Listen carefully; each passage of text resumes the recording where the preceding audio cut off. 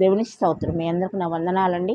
మరి విజయవాడలో జరిగినటువంటి యొక్క నీటి వరద ఎలాగొచ్చినదో, ఎలాగ ఇళ్ళు మునిగిపోయాయో, ఆస్తి నష్టం ఎంత జరిగినదో మరి మీరందరూ చూస్తున్నారు. నేను కూడా యూట్యూబర్స్ అక్కడ టీవీ ద్వారా చూపిస్తున్నప్పుడు నేను కూడా చూస్తున్నాను. నేను అక్కడికి వెళ్ళలేనండి, పెద్దదాన్ని కదా. కాబట్టి నేను ప్రార్థన చేస్తూ ఉన్నాను. దేవుని దయ వల్ల 2 days నుండి ఎండ వచ్చింది. ప్రభు కనికరించారు వారిని. అంతేకాదు, ఆస్తి నష్టం చాలా ఉంది. అదంతా సమకూర్చుకోవాలంటే వారికి సహాయం చేసేవారు ఎవరున్నారండి? తండ్రి అయిన దేవుడు మాత్రమే సహాయం మానవులు చేసే సహాయం కొంచెమే అయి ఉంటుందండి.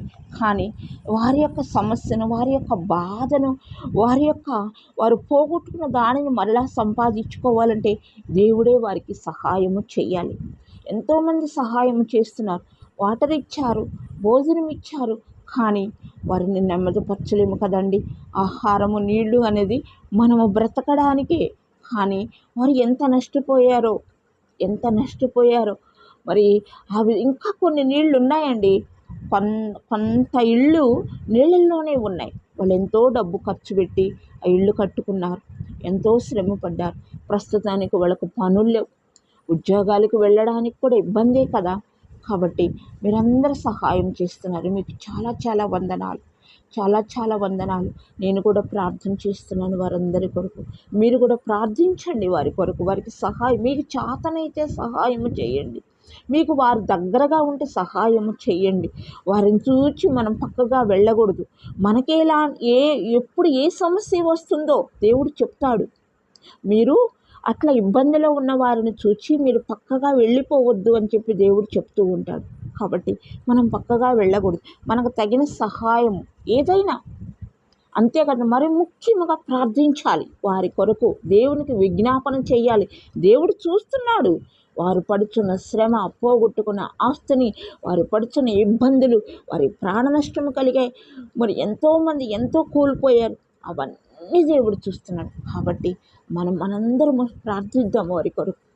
మనందరం వారి కొరకు ప్రార్థన చేద్దాం. ప్రార్థన అనేది కొండలను పగలగొట్టి పడేస్తుంది.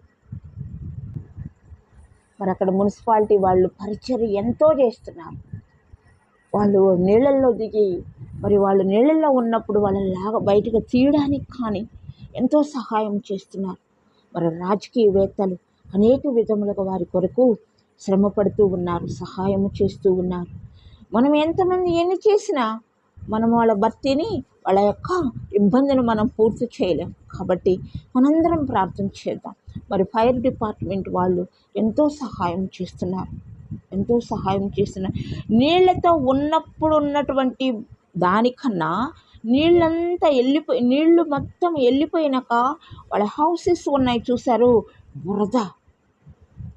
బయట వర్షం వచ్చినప్పుడు భూమి బురదతో ఎలా ఉంటుందో వాళ్ళ ఇళ్ళు, వాళ్ళ సామాను, వాళ్ళ బట్టలు, వాళ్ళకు కావలసిన ప్రతిదీ బురదతో నింపబడిపోయి ఉన్నాయి.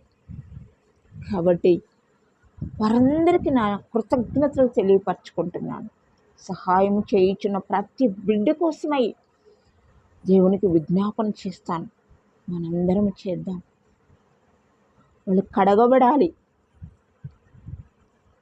కడగబడాలి. బురదలో జీవిస్తున్నారు. దేవుడు కనికరించాలి. ఇక మీదట ఇంకా వరద నీళ్లు వస్తూ ఉన్నాయట లోపలికి. అవి కూడా రాకుండా ఆగిపోయినట్లు దానికి కట్టలు వేసేది ఎవరో తెలుసా? తండ్రి అయిన దేవుడు మాత్రమే. వాళ్ళు కట్ట పోశారు, రాజకీయవేత్తలు కట్ట పోయించారు, ఇంకా బాగు చేస్తూనే ఉన్నారు. ఆగటం లేదు. ఆపగల శక్తి దేవునిది. ఆరిన నేల మీద ఇజ్రాయేలీల ప్రజలు నడిపించాడు దేవుడు. అలాంటి కృప వారందరికి అనుగ్రహించలాగన దేవునికి స్తోత్రములు. దేవుని నామానికి మహిమ కలుగును గాక. మీ అందరికీ నా వందనాలు. మీకు చేతనైన సహాయం వారికి అందించండి. వారి కొరకు విజ్ఞాపన చేయండి. అలాంటి స్థితి మనకు వచ్చినప్పుడు మనకు వేరే వారి ద్వారా దేవుడు సహాయం చేపిస్తాడు. కాబట్టి మనం పక్కగా వెళ్ళిపోకూడదు. తగిన సహాయం, చేతనైన సహాయం బిడ్డలు చేస్తూనే ఉన్నారు. వారందరిని దేవుడు దీవించాలి, సహాయము చేయాలి. వారందరికీ ఆ బిడ్డలందరూ క్షేమంగా ఉండాలి. ఇప్పుడు ఇంకా ఆ బురదలో ఉండటాన పసిబిడ్డలు ఉన్నారు, గర్భిణీ స్త్రీలు ఉన్నారు. వ్యాధులు వస్తాయి, ఆ వ్యాధులు వారు ధరించారకూడదు యేసయ్య నామములో. ఆ వ్యాధి అనేది వారి యొక్క నివాసాలలో నివాసము చేయకూడదు, తొలగిపోవును గాక. ఆమేన్. రైతుల